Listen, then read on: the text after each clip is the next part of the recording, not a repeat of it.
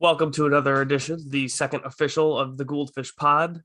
If you are listening to this now, there may or may not be a separate Royal Rumble episode with Big Dave that you guys can also enjoy. Filmed Dynamite early in the week, so we're taking a little bit of a different approach as to how this one's going to be put together.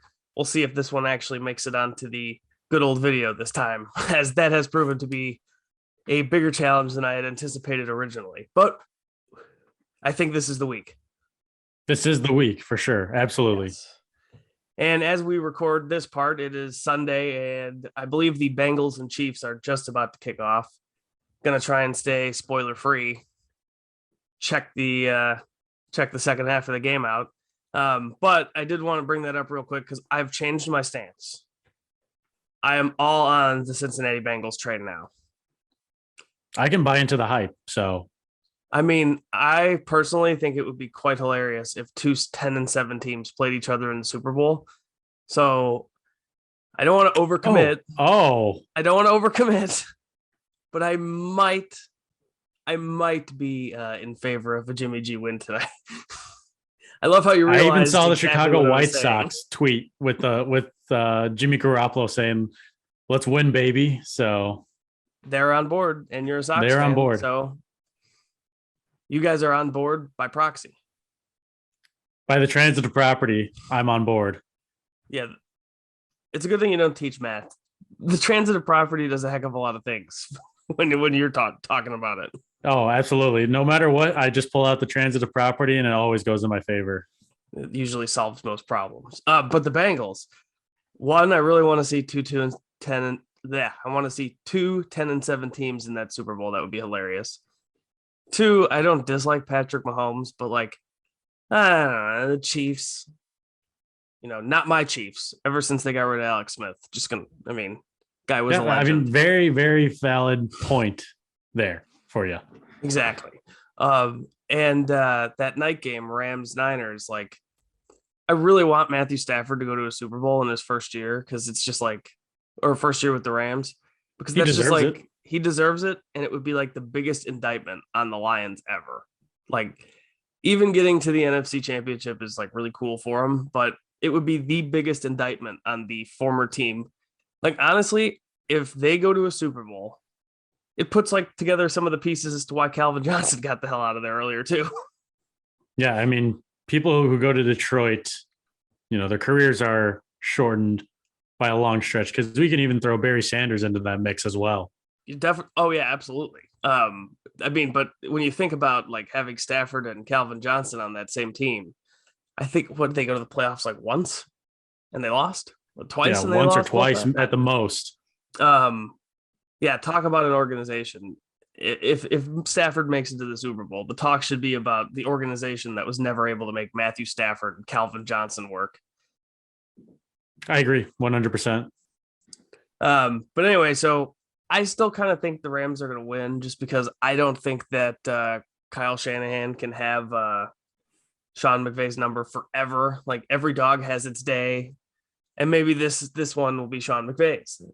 It's a little rhyme for you. So I still think that in the end of the day, I'm all in on the Bengals. They're winning. Bengals, Rams, Super Bowl. Niners for me. It's still going to be Niners Chiefs for me. But right. Yeah, Jimmy G, he's taking the ship. So, well, I'll tell you what. I'm reading a book by a professional poker player, and a lot of it is about taking gambling odds and being able to use them to apply them to life decisions. I mean, that's the very bare bones explanation. But just to get to the point, it's Annie Duke's book, and at one of the points in the book, she just points out that the 35% chance or the 30% chance hits more often than what 30% the number feels. And if you look at the odds, the Bengals are being given, I don't know the exact math, but it's got to be somewhere between a 28 and 35% chance of winning. So if it's under 30, I'm not so confident in it. But if it's over 30, it's the value play. I don't know what I'm talking about, but that's how I'm interpreting it. You're pulling the Moneyball strategy. Okay, well, we just spent 10 minutes talking about Cody and Sammy, and I forgot to hit the record button. So we're going to pretend like we didn't just say all of the stuff that we said, and we're going to go again. Fish. We're going to kick Dynamite. it off. Dynamite. The Beach January Break 26th. edition. Yes. Yes. Okay, so they had this ladder match, and we both thought that Cody was going to win, but he didn't, and we're happy about it. And they did a lot of crazy shit. They did a lot of crazy stuff. Absolutely. We talked about the cutter off the top of the ladder, which was incredible in itself. Oh, yeah. Looking at that, that's not what I thought was going to happen. I didn't know what I thought was going to happen, but I didn't see him balancing on the top and jumping like that. That was, my heart stopped a little bit. Yeah, that was, you just didn't know what was going to happen. And boy, was I happy when that was executed to perfection. Oh, yeah, because anything less than perfection, someone's getting hurt. It's not going to be a pretty fall from 12 feet above the ring. And obviously the ladder bridge swanton spot, like, yes, Sammy didn't do anything wrong. It still went poorly. The ladder fought back. Absolutely. And Cody, he got both ends of it where it didn't give, and he got flying Sammy landing right on top of him. Yeah, that I can't even. Oh, also, this is going to sound like a lame cop out or something. I don't even know what you'd consider it. So Cody's bruising was horrible, but like, don't necessarily be worried. I'm pretty sure at one point he said he was like anemic. Is that the thing that happens when you bruise really easily? I am not too sure actually on that. Okay, yeah, he's got something where like he bruises up really easily. Although like, he still did get squashed on a ladder. Yep. Take cutters off of it. So like, I don't mean to diminish the bruising and the effort. More so like, if you're worried about Cody has said he bruises easier than most. So that was more action. Yes. Well, I was gonna say what was also incredible is that they literally had 3 huge moves from the top of the ladder. Oh yeah. You had the crossroads, that cutter, and then that swanton. The only thing that I did not like, and it's because it's completely needless, especially when you consider the way the main event was going to go. I don't like Fuego del Sol enough for him to just be running in and causing a big difference in a match. I don't know that you can argue that it like led to the finish, but in a ladder match, it's all about, supposedly, JR says it a bunch of times, and sometimes you watch these ladder matches and you forget that this is the point. But the point is, incapacitate your opponent, climb the ladder, grab the belts. And at the time Fuego interfered, Sammy was incapacitated, and Fuego was literally telling him, like, the goal is to win the belts, like, go. Like, he was saying, that's what it looked like, and he was pointing, and Cody's kind of like, okay, yeah, like, what else do I need to do to this guy? Okay, Fuego, point made, get the fuck out of there. Instead, he chases him into the ring, blatantly stalls for Sammy, still gets killed, and Sammy ends up having some time to recover. Like, you're already having a ladder match. It's not like Cody has to take a pinfall. So I don't understand what that weird protection was, or if they just wanted to get Fuego on there. But like, I don't know. They got to pick their spots a little better than that. It was an excellent match, and the only blemish in it is that there was a needless interference. Just because it's not illegal doesn't mean you need to do it. Right. I mean, it definitely was not necessary to have. No. It didn't enhance the match. It didn't make the match better, and it only made it look as if Cody should have won. Or at least could have won if he had gone right into the ring and climbed the ladder instead of giving Fuego it leaves that possibility open for sure. Yeah. So I didn't like that, but you know, you're not going to like it all. Overall, it was as great of a match as it could have possibly been. I guess that's not true because Fuego interfered, but you get what I'm saying. You get what I'm saying. It was awesome. Oh, yeah. Very, very good match for a ladder match. Now, moving on next, we had a message from Team Taz. Oh, yes, this was great. Out in the open with Tony Schiavone. That was just that was funny. The way that they all dressed and everything, and just kind of the way they went about it, I thought was a great segment. Tony Schiavone clearly bothered by the cold, and Ricky Starks and Will Hobbs will make no acknowledgement of it. Cold never exists in their vocabulary. Cold is a state of mind. You've said it to me 100 times. Cold is a state of mind. Yes, absolutely. But yeah, overall, I mean, fine fine promo. Oh yeah, I mean it was good, and everything that Team Taz does, I like. And I mean that's not going to last forever, but mostly it's because we don't see enough of Team Taz as it is, and Right. we've been seeing more of them lately, which has been some of the highlights of the shows. Obviously, especially the Hook related highlights. Yep. Send Hook. Send Hook again and again. Again, over. You could be the Herb Brooks from Miracle on Ice. Again. Again. There's just a line of jobbers getting slapped into the ring so that Hook can choke them out or suplex them onto their head. Yes, yes. Then moving on, we had Wardlow in the handicap match versus Elijah Dean and James Alexander. Hear me out. This might have been the greatest squash match of all time. The Symphony. He hit the symphony of power bombs on two different people. The power bomb symphony, for those of you who are semantics people. I'm sure it's happened in wrestling history because I'm not old enough to go back in history and remember this. And I've seen 2-on-1 matches before, but I don't recall ever seeing a 2-on-1 squash match. I loved it. Oh, yeah, it was awesome. I mean, I can't get enough of Wardlow's power bombs. So, and anyone who was complaining about the feud being more about Wardlow and MJF now than it is about CM Punk and MJF, I mean, I don't even hate that. Like, I actually kind of like that.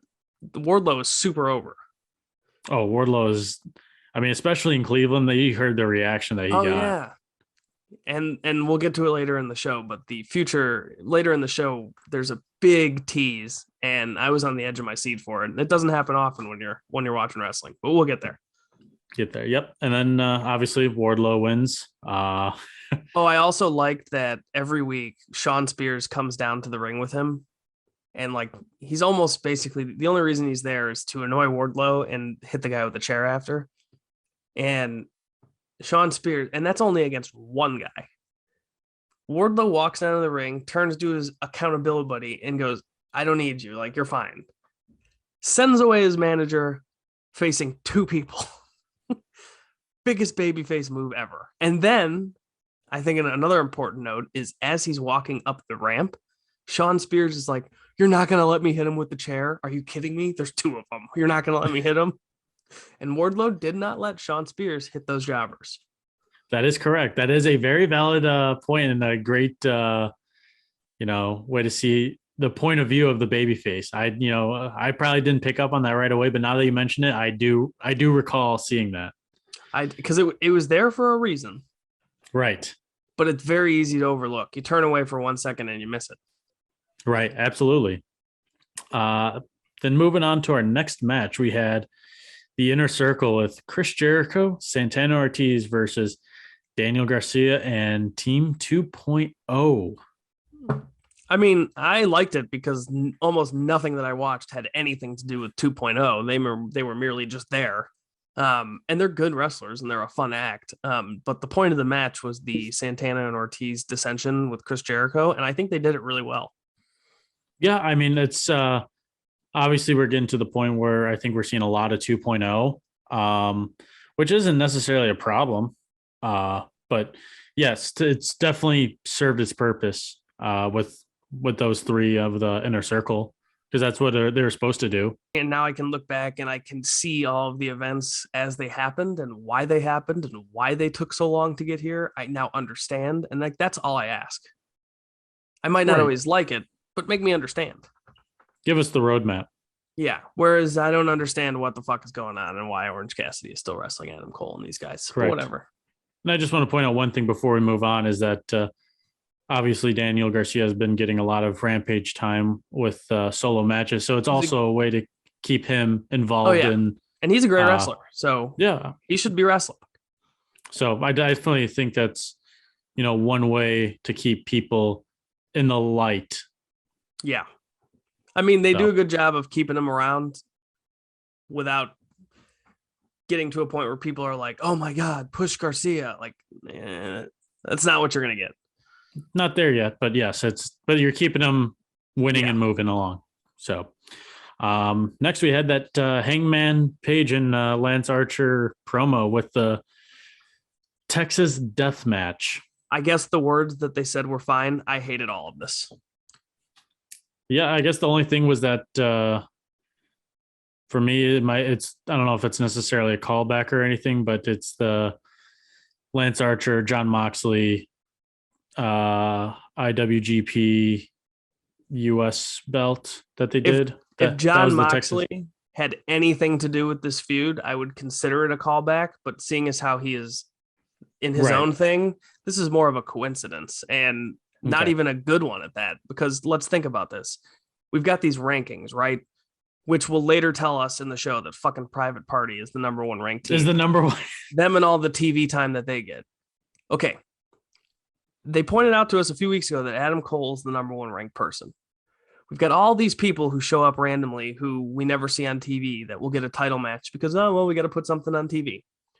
Lance Archer just came back from injury. He's won a singular match, which didn't matter because he was told he had the title shot going into the match. And he wasn't going to lose. Now he gets to pick the stipulation? What kind of a sport is this? Like, if that's what the rankings are there to portray, like, it just really bothers. It's just stupid. I was just saying, what's the point of having Hangman Page be a champion? Yeah. There's no, if you can't decide what you can or cannot do as a champion, I don't know. And his reaction of it is, I get it. It's funny. Hangman's a funny guy, but like, did we have to script him a line to make him look dumb? Like, his response should have been, Lance Archer got to pick the stipulation. What the fuck? That's what he should have said. Instead, he's surprised and just accepts it. Okay, let's go to a Texas death match, which I get it. It's supposed to be the fighting babyface, but like, everyone in the world that watches the show, maybe not everybody, it's an exaggeration. It can't be everybody. But people who watch the show, a lot of them know that Tony Khan is the guy who books the matches. So in the storyline, why are we just accepting that this monster goes over Tony Khan's head? Like, and you do that thing with wrestling where like you kind of come up with your own backstory. I should never have to come up with my own backstory. And sometimes we just do it and we overlook it because what we're watching is a bunch of guys that are so talented that you can overlook something here or there. This is just a random title match that bastardizes all of the rankings as if the people ranked high didn't bastardize the rankings simply by being ranked high. It just, like, Archer speaks well, Hangman speaks well, but the concept of what they were talking about was stupid. Yes, and then just one more thing would be Hangman just needs more power as a champion, because there's one thing that I don't want to compare champions to prior champions, but there's one thing that stood out to me was that Kenny would say, well, if Lance Archer, this is your best way to beat me, we'll do it. Oh, yeah. But that's a difference between Kenny's like accepting that and saying like, I am going to beat you, compared to like, oh, it is. And like the different tone of it. And what you're saying works because what you're pointing out worked because Kenny was a bad guy. And like, it's totally reasonable for an overconfident, cocky heel to sit there and go, oh, that's the match you want? Okay, fine. And then we can all sit there and go, what an idiot, because he's the bad guy. Right. And I know that AEW loves to boast that they don't have good or bad guys. They just have people who do things, and it's up to you to choose what your decision is based on the information you have. But like, if that's the case, like, I think they want people to cheer Hangman. Like, I just get that feeling. Yes. I mean, I think he deserves to be the champion for a long time, but it's when you do kind of stuff like that, it's just like. Also, Kenny didn't really wrestle that often, but every time he was featured on the show, whether it was with Don Callis, the Young Bucks, beating up Brandon Cutler, like, it didn't really matter. They found entertaining and charismatic ways to portray Kenny as the champion, even if sometimes even if it was something random. Like, but I always looked forward to the segment with the Elite. Yes, I enjoy the segments with the Hangman, but none of them are providing any of the substance. And like, you don't want to compare champions because they're not the same reign, and different things work for different reasons and circumstances happen. But like, the segments aren't as memorable. So I hope that we get through Lance Archer, we find out who the next challenger is going to be, and it's a great feud. And then we go into the big time Hangman feuds, because he just won the title like back at Full Gear. And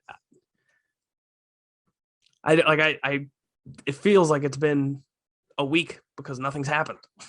Right. Absolutely. I definitely agree with that observation. Or since the Danielson match, like not the winning the pay-per-view, but when he fought Danielson. Right. Moving on, we had Jurassic Express and Private Parties promo. We kind of touched base on it, but yep. I thought the Ass Boys were the number one ranked. Yeah, what the fuck is going on? Team. So, well, Danhausen cursed the Ass Boys, so they no longer get to be the number one ranked team. I guess I don't know. No, I actually really liked Jungle Boy's role in this, and throwing in that's a fake watch at the end. That was awesome. I really got a kick out of that. Isaiah Cassidy was flustered.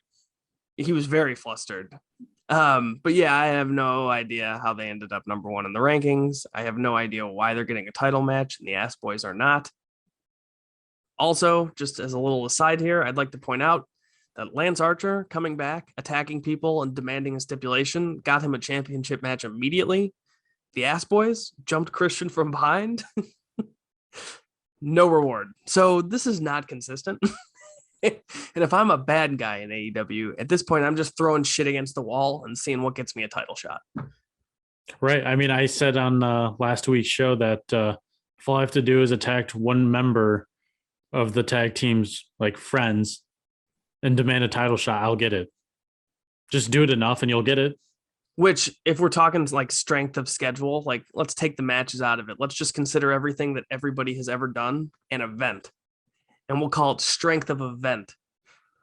I guess the Ass Boys beating up Christian from behind was not as strengthening of an event and their schedule as being Lance Archer and demanding a stipulation is. Apparently that holds greater weight than attacking the Ass Boys, or than the Ass Boys attacking Christian. Also, if Andrade buys your company, that also means more than attacking Christian from behind, because Andrade buys, It's the HFO now, all of a sudden, Private Party, title shot. Ass Boys, replaced by Danhausen. So, you know. And I did like the little tease with Matt Hardy saying his best tag teams to roll through. And he said him and Jeff. Oh, well, yeah. He is the best at it. He's not wrong. Yeah. No, but I loved him throwing the name. The name drop was nice touch. And you know you're getting Jeff Hardy soon. So. Oh yeah. And hopefully they're gonna be baby faces, because you're not gonna reunite the Hardys and make them bad guys. I mean, you could, but I just don't see it. But no. In my eyes, them teaming up and just destroying every team that Matt Hardy invested in along the way, like, to me, that makes them baby faces, because I don't want to see those teams anyway. Yeah, I mean, you got a bunch of matches for those two guys, and it'd be perfect. And you have never seen, which I'm certain we'll get, you've never seen a Young Bucks versus the Hardys match. I've never have. Yeah, well, eventually I feel as if you'll get it, and you will be extremely thankful that you did. But yeah, moving on to the Acclaimed. They had a message for Jon Moxley. I was a big fan of their message. I thought they were good. Yeah, I think the Acclaimed is definitely on the up and up. So yeah, you wish you'd see them. I mean, they've been involved in a lot. I'd love to see it continue, because they've really grown on me. I think Anthony Bones is a great wrestler. So, and it will be a better match than the one that Ethan Page had against him, guaranteed. Yes. Yeah, and then next, Jade Cargill chooses her opponent for the next TBS Championship belt. All right, hold on. I have to do this live right now, because we've already brought up the rankings multiple times, and now I fucking need to see where Anna Jay is ranked on this list. Anna Jay is the number 5 contender. Yeah, what the you're right. What the fuck is she get? Okay, so the segment had Smart Mark basically telling what's her face, hey, sign this contract. And so she did. Julia Hart. Oh, Julia Hart, you're right. It's not Anna Jay. I'm an idiot. Let's say she wrestled on last week's Rampage for that. You're right. TBS. That's what I was thinking of. This is Julia Hart, who Griff advised not to sign that contract, and she did anyway. And she's not ranked, but at least in this case, it's a champion going out and finding a challenger. Yes. Makes sense. I can accept this. This is fine. Yes. Yes, I absolutely agree with that logic. Like, I actually think that's more acceptable than somebody coming to me and going, "Oh, well, she won a bunch of matches on dark." I don't care. Make a dark championship. Settle that way. Not a bad idea. Credit But Big Dave. Big Dave came up with the dark championship idea. I can't take ooh, credit for it. Yeah. shout out. Shout out. Next we had legit Layla Hirsch versus Red Velvet. This match actually wasn't bad. It's just who fucking cares, and that's the reaction that the crowd gave it. Yeah, I mean, I think we've talked about this before, but they didn't make Layla Hirsch and that Chris Statlander feud a bigger deal. It's been, you know what I'm saying? Like, it's been like a show too late. They took a feud, and I know it sounds like I'm picking on Dark, but they took a Dark feud, cut and pasted it onto national television. And since most of those people don't watch Dark, all of the heat they wanted to get from it is just not there. Well, like I said, when Layla Hirsch kind of got in the face of Chris Statlander's on a Rampage, and I said, if you're going to make that a bigger deal, it needs to be on the Dynamite. Exactly. They took a feud from Dark and didn't even give it Dynamite time. Correct. Until now. So yes. But yeah, Layla Hirsch won. It was a good match. Like, if you actually watched them doing the wrestling, like, it was not nearly as clunky as some things that Red Velvet has done in the past. They were smooth. There were some good submissions. Layla Hirsch is a good wrestler. It's just like it's hard to get a crowd into that based on the placement of the form. It's not even that the segments were bad. It was more the placement of the segments, I think, at least. Yeah, correct. Like we just talked about. I mean, when you don't give it the time or something that, if you're trying to make it a bigger deal than what it is, you have to give it more time. And obviously AEW hasn't given it that much more time. Yeah. I mean, you can't expect people to just care out of nowhere about a random feud. There's got to be kind of more to it than what was presented. Yep, correct. And then on to the House of Black with the message for Pac and Death Triangle. I am all for getting to see some Pac versus Brody King and even more Pac versus Andrade matches. Other than that, not much else to say. And I think they're going to end up beating the Jurassic Express for the tag titles. Yeah, I think so too. I think House of Black is going to run through them. Probably at Revolution. New prediction. Yeah, I can see House of Black just running through the tag team division. They should. If you're not going to get guys like FTR and the Lucha Brothers are out of commission and the Young Bucks aren't going to be the champions, there's no reason that King and Black should not destroy everybody else. Correct. And become champions. Absolutely. We had the Sammy Guevara and Fuego del Sol, the cue cards. Oh, I didn't even see the cue cards. I'd skipped through that commercial break. I skipped through it as well. Yeah. Congrats, Sammy. We're happy for you. Yeah, good for you. Then we had Britt Baker's promo where she basically taunted and destroyed the Browns, the Cleveland Browns, and talked about her accomplishments. So yeah, I thought someone was gonna come down and challenge her. Like at the end of the segment, I was kind of like, was that just like, hey Britt, go run down Cleveland for 10 minutes? Like I don't know what the point was. I don't know where it was getting at. Like I just like you said, I was waiting for some extracurriculars and I never got Thunder Rosa to charge down and say, hey, don't fuck with Lamera. But that didn't even happen. She just came out, fucking ripped all over Cleveland for 10 minutes and left. Yeah. Also, just a shout out to some of her lines, which were pretty creative. When she had said, now we can focus on a Baker that actually wins. That was great. Yes.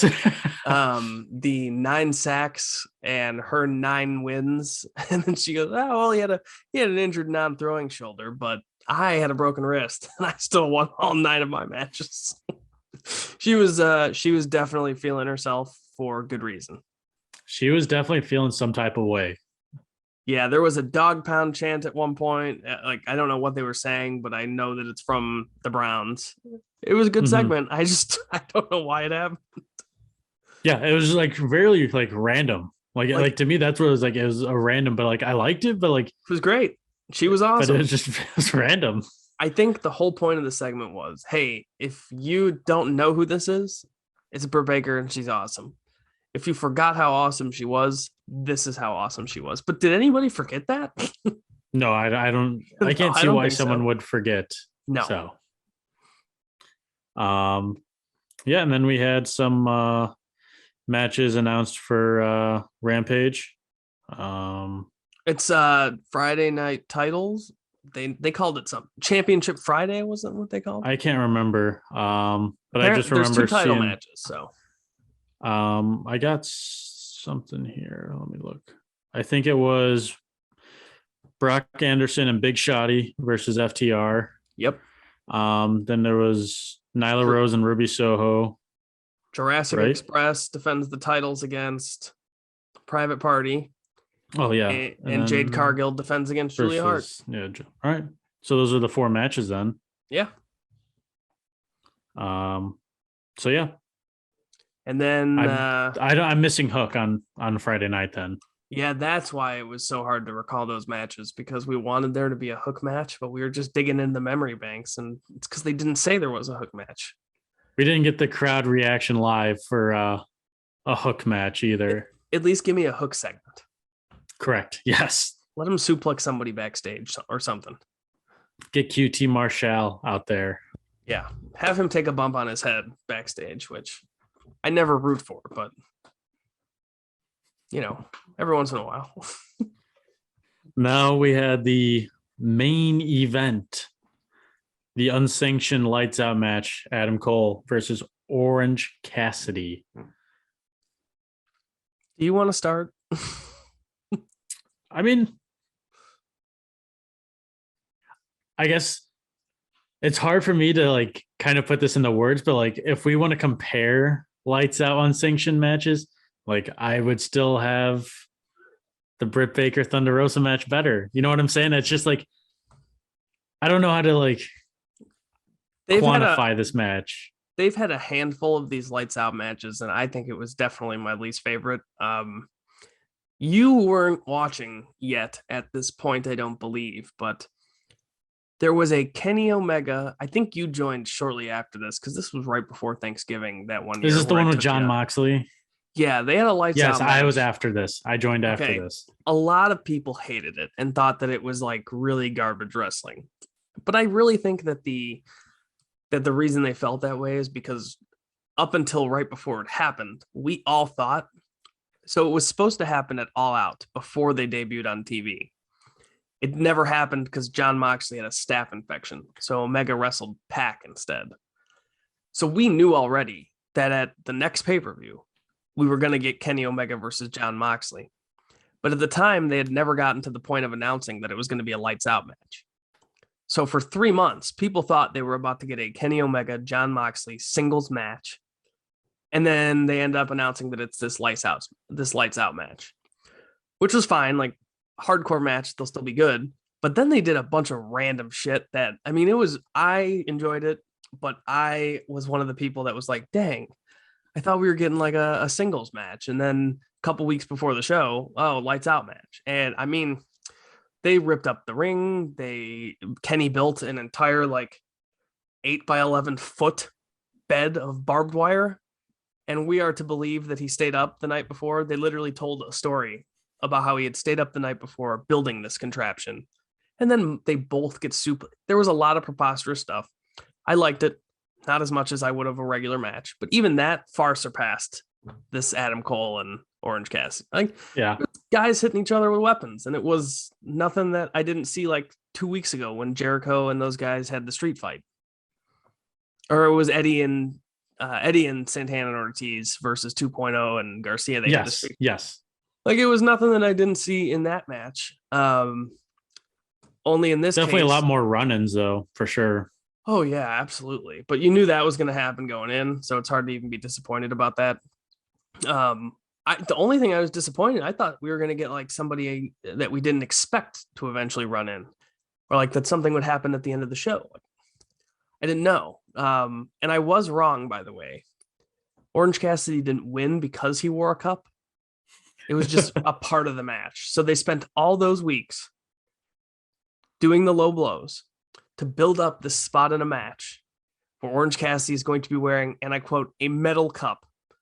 He wrestled, took bumps, fell all over the place with a metal cup on. Not sure how he managed to not do some self-inflicted damage. Like one awkward landing, and I feel like he got a crushed ball you're dealing with. Yeah, a ruptured testicle. Yeah, so I don't know, but it worked out for him. But it wasn't the finish. It was just a spot in the match. And then 10 minutes later, and Adam Cole had landed on his head really badly twice and lost. I also, you're gonna really hate this take. I almost don't want to share it with you, but I feel as if I have to. I would like everybody not named Dustin Rhodes to take a break from using the Canadian Destroyer, especially the one of the middle rope variety. Okay, I can see your point of view there. I can't see it. As much as I love Destroyers, but yes, I think it's not even a lot of people sit there and go, oh, a lot of curmudgeon-y wrestling fans, they will sit there and go, oh, well, the Canadian Destroyer, it's the new clothesline. Everybody does it and it doesn't mean anything anymore. That is simply not true. If I saw 100 clotheslines and 100 Canadian Destroyers, they still hold different impacts to me, Oh, absolutely. But the idea is that it happens so often that it's the law of diminishing returns. And that is a real thing, but that's not even why I want them to take a break. I just want people to stop landing on their heads for a little while. Yes. I mean, just for a little. I mean, it Adam Cole, the when Cassidy gave him the Panama Sunrise just in the ring, he landed horribly. It looked like bad. He came down with all of his weight on the top of his head. That's not good. And then the end of the match, they battled up and down the ramp. Adam Cole pretended to run away and came back, which I kind of appreciated. That was a pretty good idea. Because Orange Cassidy is a geek and he's gonna follow you. Absolutely. Even though he's the no effort wrestler who follows him all the way back, only to get cheap shotted. It was kind of cute and funny that Adam Cole climbed to the top of the rig and then looked down, and it took him so long so Orange was gone by then. Why did it take Orange so much? Why was it so much faster for him to get up there than it was Adam Cole? I don't know. And absolutely. then I think the most egregious part of this, and this is just because I'm a detail-oriented person who watches things probably closer than I should, but Orange Cassidy hugs him, and Adam Cole looks down and realizes what he's doing, and he's trying to get away, but you can tell that Orange Cassidy is barely gripping him at all. If you watch it close enough, you can tell that he simply has the arms around. There is no grip. He doesn't actually, and you can tell because when he goes to fall, he tightens his grip. And then they go. But he was basically just standing there with his arms around him, and we had to watch Adam Cole pretend like he couldn't get out of it. Oh, yeah, struggle to get out of there. Okay, yeah. I'm trying to piece it together, but now that I will have to go back and watch it, but I'm starting to remember a little bit more. Watch it with that in mind, and you'll be like, oh, yeah, that's... Which, that's reading and looking too closely into things. But also, I don't know what they padded it with underneath the plywood. Hopefully something. Because Adam Cole landed head first, basically. Yeah, I was going to say, he definitely landed shoulders first. Yeah, I hope he got over enough. But he over-rotated, and it was, from certain angles, it looked really bad. I hope to God that there was more underneath than what it looked like. And yeah, it wasn't a Canadian Destroyer, but it came shortly after the really bad looking Canadian Destroyer. And that at that point, I was like, okay, I want these guys to have healthy lives and be able to wake up in the morning and walk when they're 45 and 50 years old. I don't know. I appreciate what they do because it's for my entertainment and your entertainment, but Jesus Christ, guys, it's your head. We can get you. Yes, no, we can get. You can fix your arm. You have to be able to show up and perform at work. Yeah, which I just, I'm not even asking for them to get rid of them. I just take a break. Well, there was like a span a couple of weeks ago where we didn't see destroyers for a while. I know there was obviously we're kind of off topic here, but there was the one where they told Penta to not do a Canadian destroyer that Because there was week. one in the main event. Yeah. I think it was Adam Cole doing it in the main Yes. event. And I think it was either Rampage or the next Dynamite where Penta did it off the apron onto the table. Yep. He had to make up for it. He had to make up for being told no. He had to make up for the 1 week he was told no destroyers. So yes, there's a select few that we can do, but everybody else done. Yeah. Yeah. And but yes, after they take the fall off the scaffold, that's what ends the match. And I was just thankful that it was over by that point because I didn't need to see any more people landing on their heads. Yeah, I mean, I was surprised at how far they fell down into the pit. That's why I am hoping that there was an additional pad somewhere underneath there. Like people will blatantly like there are some WWE spots, and again, super far off topic, where like for a stretch, I think 2 summers ago, they just loved throwing Kevin Owens off of tall objects. And every time, like there was 2 shows in a row. I think there was a Money in the Bank match and then a match where Kevin Owens had to wrestle Braun Strowman for the briefcase in a cage. And in both instances, he was thrown from very high. And you could blatantly see the pad. And it was kind of like, okay, like maybe it shouldn't be so blatantly obvious that he's landing on a crash pad, but like I didn't care. From Please, that far for the up, love of God, yes. put a crash pad, and I don't care whether we see it or not. And I know a lot of people. Go ahead. No, I was gonna say, and he had to fall through an announce table from like 20 feet in the air. Like it's a pretty specific. Kevin Owens a big guy. It's a very he's a big guy to say the target. least. Yes, I was just gonna say when AEW caught a lot of flack from the blood and guts where Jericho got pushed off into the crash pad. Oh yeah, and like, dude, what did you want them to do? Did you want him to land on the stage? Like, who cares? You actually want him to like actually get hurt? And it was still dangerous because he landed too high and he messed up his elbow. So yeah, maybe just throw the crash pads down there, even if it's obvious. Protect the talent. Yeah, no kidding. No kidding. It's almost like we're talking about the NCAA now. Yes. Well, that was the conclusion of Dynamite, and it was definitely an enjoyable show. It's just, you know, it looks like we're moving in the right direction. Hopefully some of the things are done and we can get some pay-per-view hints starting to be dropped. But it was a good show. Yes, absolutely. And I definitely think this episode was the one to break out of the slump that they've been in. Yeah. Even though there were some things here and there that weren't my favorite, I think the show as a whole was like start to finish way better than it's been in. I had told you that there was always that point in the show where just nothing was bad, but it just never got to the height that the stuff before it got to in terms of heat and action and things like that. Correct. And yes, that was not the case this week. Because that last match, as much as I just cannot care, I all but predicted exactly how it would go, minus the whole cup thing leading to the pinfall. It didn't lead to the pinfall, but it definitely prevented Orange Cassidy from losing, and the pinfall happened shortly thereafter. It's just, you know, I liked the ladder match more than I would have if I knew for sure going in that one of those two guys were winning. It still would have been a great match. But the fact that I really had no idea helped so much, and it always does. Yes, absolutely. I definitely agree.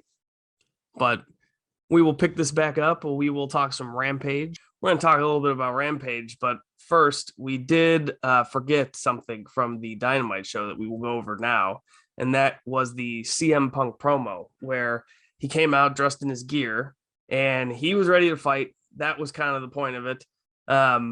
Eventually, he goats Maxwell into coming on out, and eventually we finally get the you want the match, and CM Punk is right. He's got no more people to hide behind. So he announces that next week in Chicago, which my dad will be at, CM Punk will be wrestling MJF.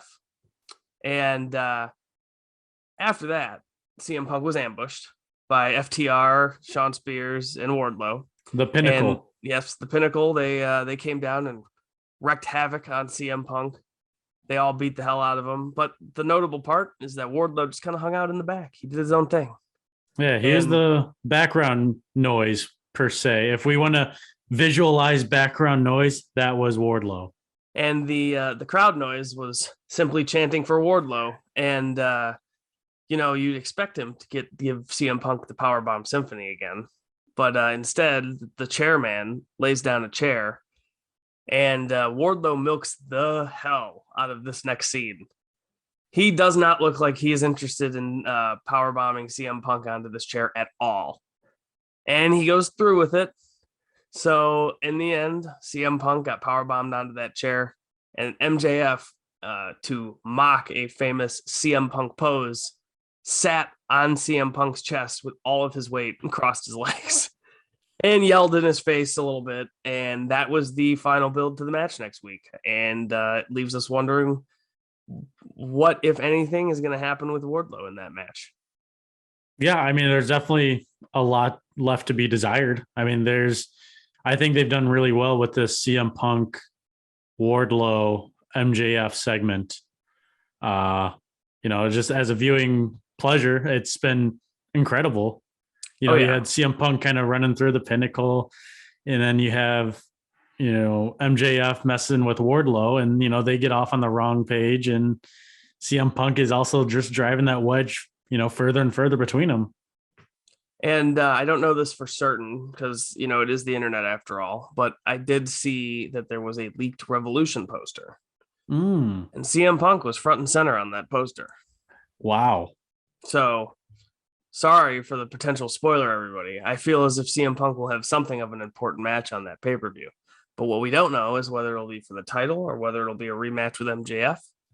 We don't know what it'll be. I personally know he's on the poster. But we know he is prominently featured, possibly. We don't know that. It could be a fake poster. Someone just very well could be some mock-ups in their free time.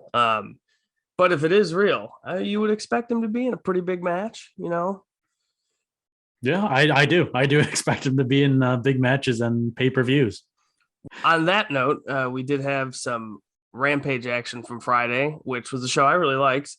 Fish, what did you think of the show overall first? I thought overall was good. I mean, I said on the previous podcast that I think Rampage has been the most consistent show. And for me, I think it's been the best show lately of the between Dynamite and Rampage. So granted, Hook has been on Rampage, and you gotta love a fan favorite, but I just think what they're doing on Rampage is just better than what's been on Dynamite. So yeah, it's definitely easier to swallow in 1 hour. And even, it's just 1 hour is a better time. I don't know when 2 hours, I know when 2 hours became a thing and why it's a thing because ad money and whatnot, but the 1 hour shows are so much more fun to watch. And as long as they give you like two good matches, most of the show is going to be two good wrestling matches. Correct. Which is exactly what you're looking for. And there's usually some fun segments, which there was one of my favorite segments. There was a great segment. Rampage. Yes. But yeah, I enjoyed it overall. I thought as a show, it was probably better than Rampage this week. Although I did think that there might have been, I think the most entertaining things on Dynamite were more entertaining. But overall, I think Rampage was more entertaining start to finish, which they have the complete show. Correct. Hour. Yeah.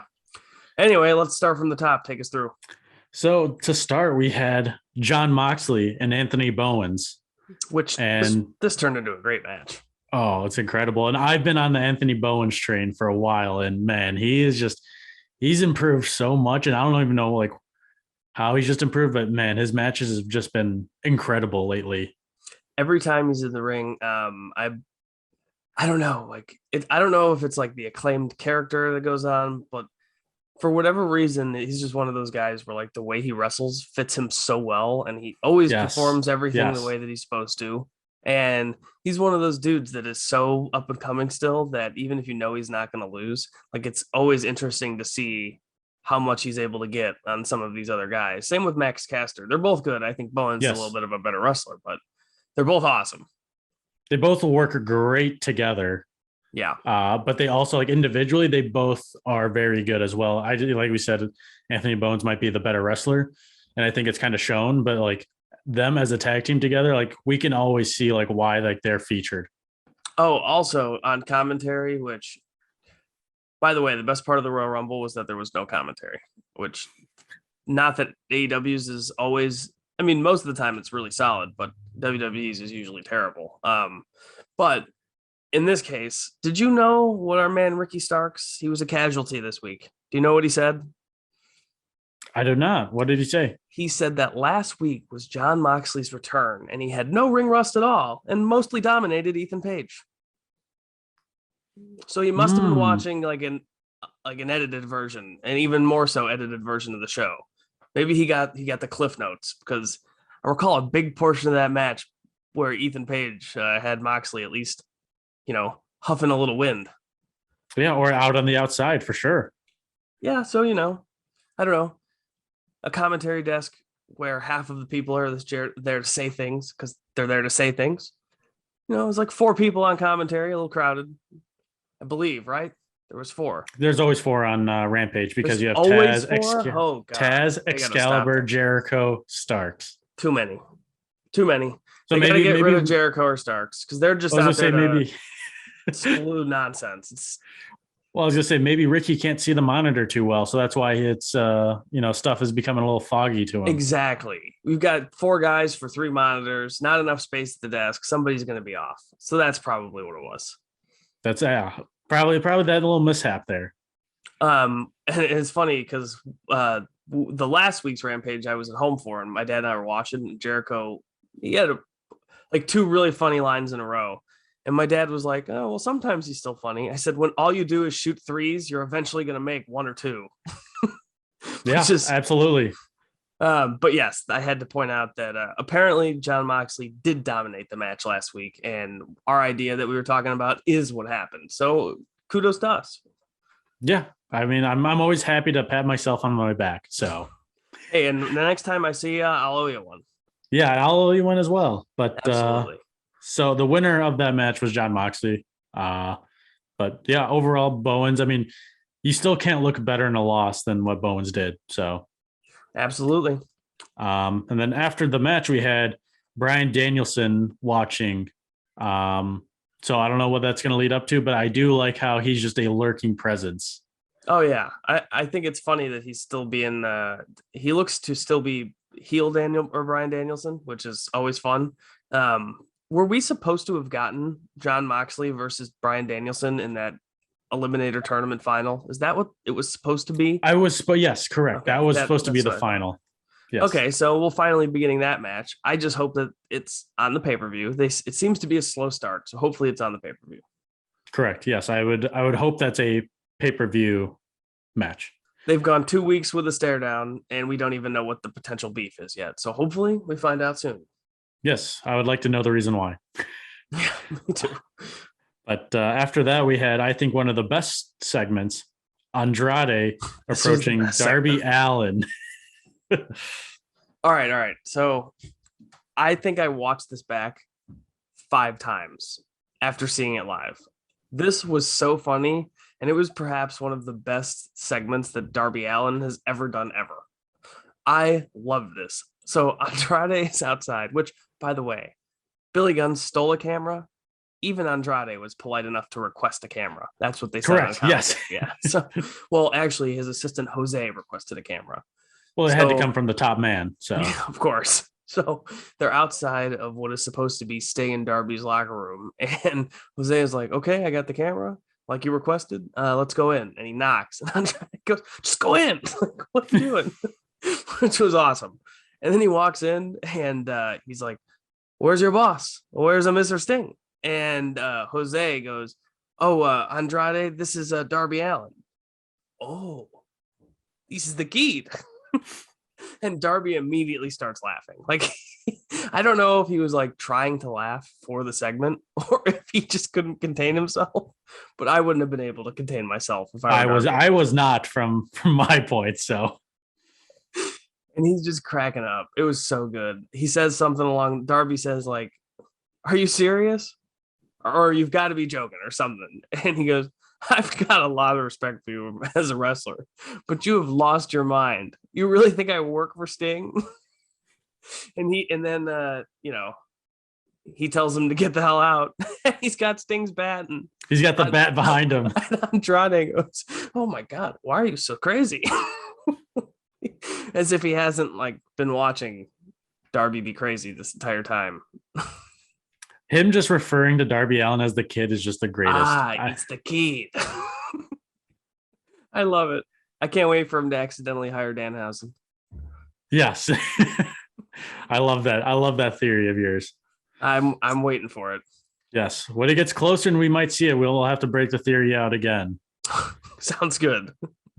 But after that, we had FTR versus Big Shotty Lee Johnson and Brock Anderson. This ended up being another great match. Like, who would have thought? Slow start. Well, dude, I mean, like, FTR can do anything that they want, but if you had to say that they were the best at one singular thing, it is being able to have matches like this. All the credit in the world to Brock Anderson and Big Shotty, because they were both tremendous in this match. Yes, correct. But like, I feel like FTR could get that out of anyone that could walk and wasn't named Omos.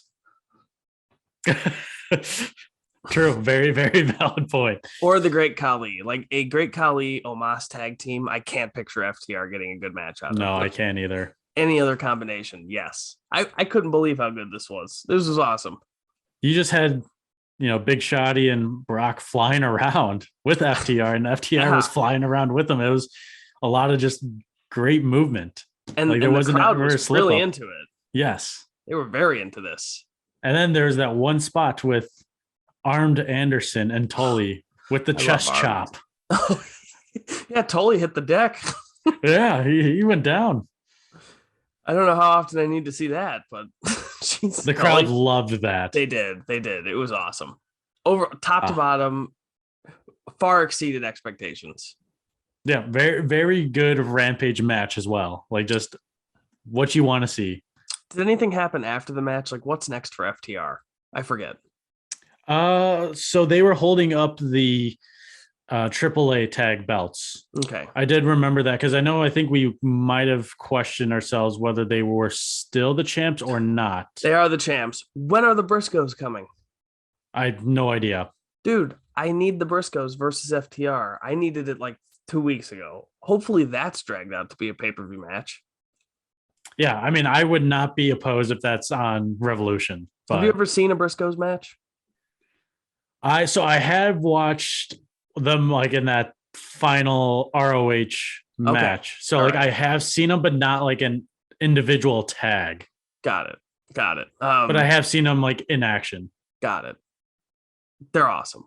No, they look great. They're just so different than what you see. But wouldn't it be hilarious if all of a sudden, like, because AAA clearly doesn't give a shit about its titles at all.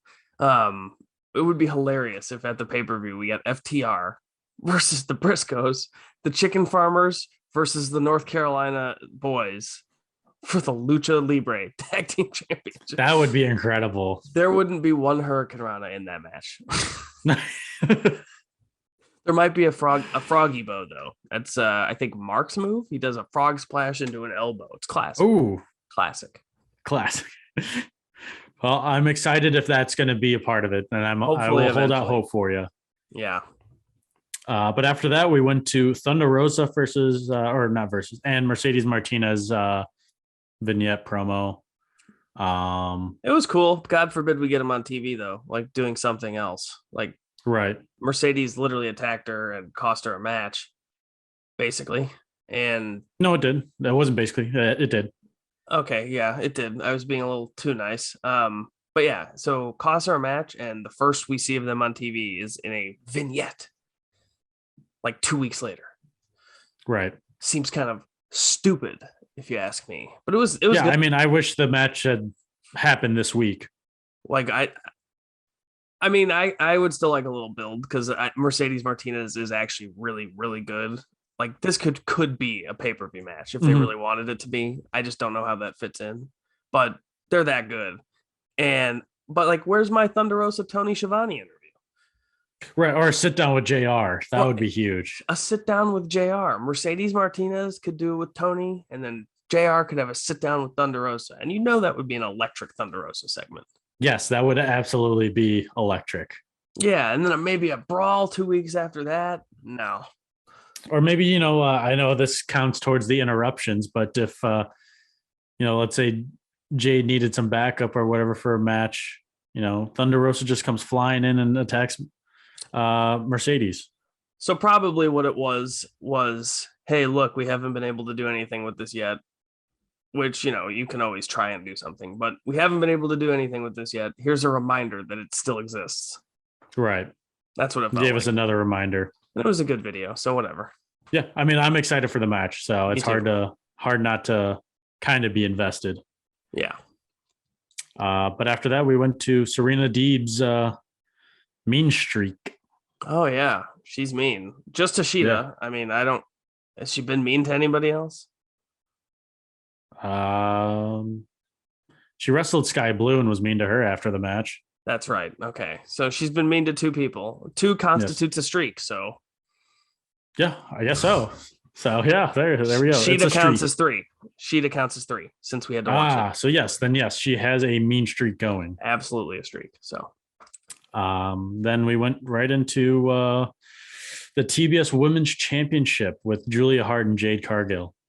It was, I don't know. Most of it happened in commercial, and I didn't watch the commercial.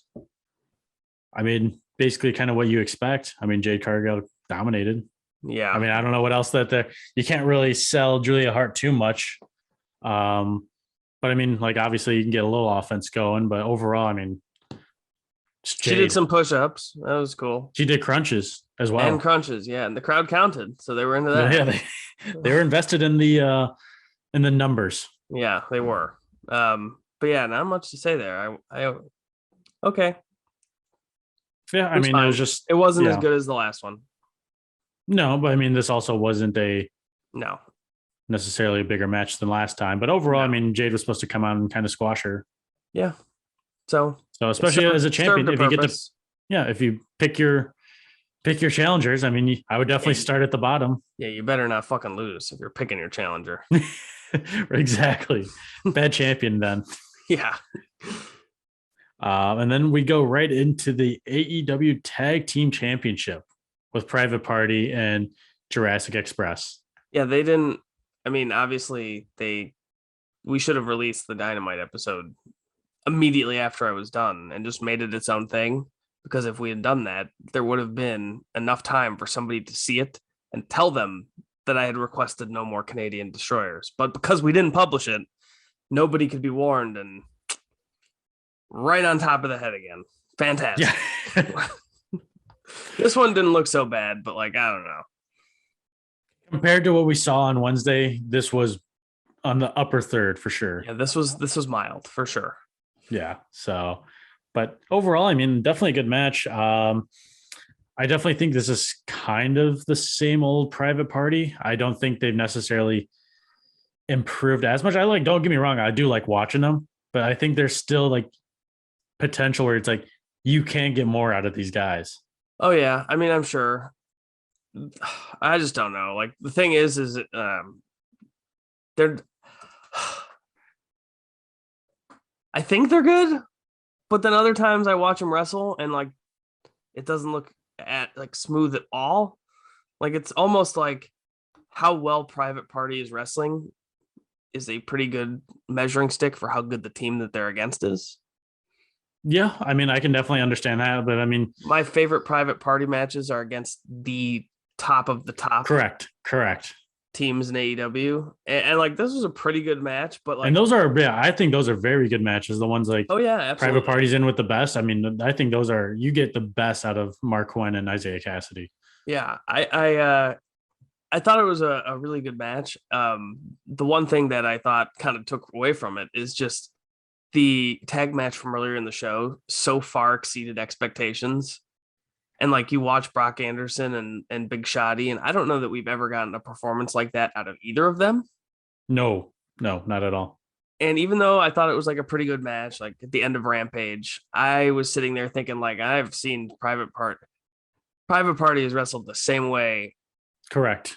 since they broke in, like right up to the fact that their finishing move, I don't think ever wins anything on TV. I'm sure they win matches with it on Dark, but they have done that move and it's so cool so many times and not one that it's like if you hit it at the beginning of the match, I know you're not squashing the fucking Jungle Boy. Right. So like it was a really cool spot and the crowd went crazy, but I was like, oh, that's cool. Yeah. Yeah, like I said, I just think that They never win with it at the end. What's gonna make me think that they can win with it right at the start? Right. What is Matt Hardy doing coaching these guys? They keep wrestling the same. He's killing time until March when AEW can legally talk to Jeff Hardy contractually.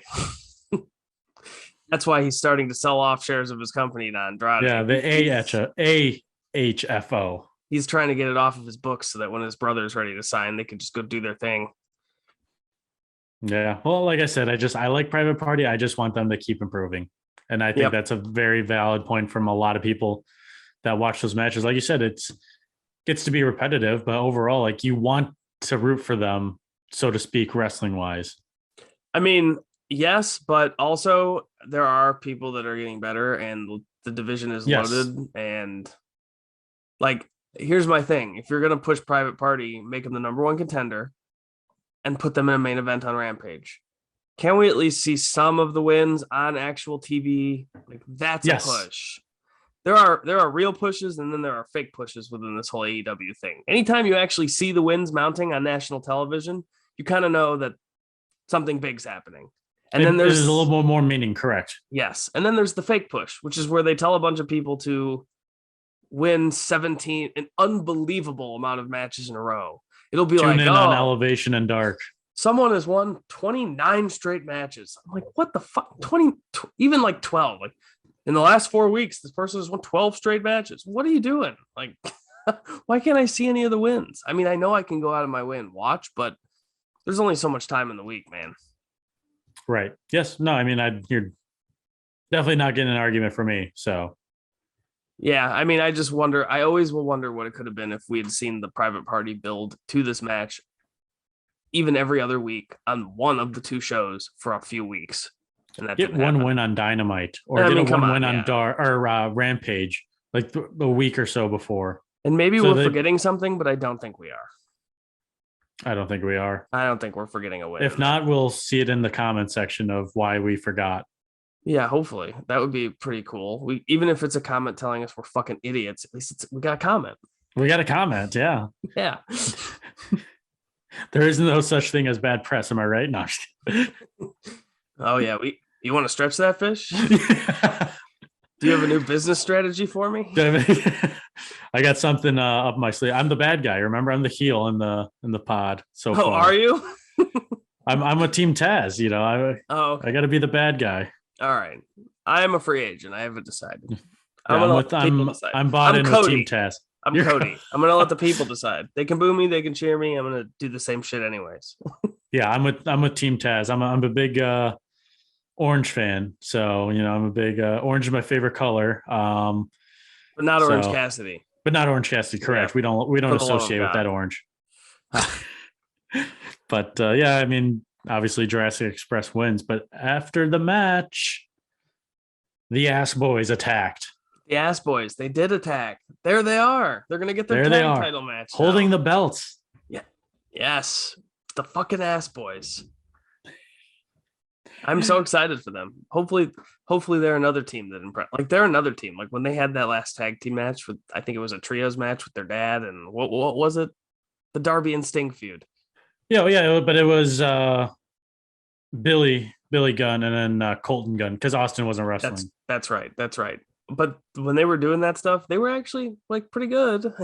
And if they're another team that's gotten better and we're going to see how much better they got and Private Party is still the same, they're going to lose more points in my book. Correct. I mean, like you said, they've been in AEW long enough to keep improving and the improvement rate has just been slow. It's just moves. That's all it is. Once you've seen every move that Private Party has to offer, unfortunately, that's kind of what you've seen it all. Yes, correct. At the moment, yes, until they come up with something new. But yep, and not just a new outfit or a new haircut or whatever. Yeah, they're trying. I know they're trying. Yes. It's just some of it is out of their control. Right. I want to root for them, personally. Yeah. I like watching them from the beginning. So it's just like I just need you guys to improve so I can watch you more. Yes, I agree. I agree.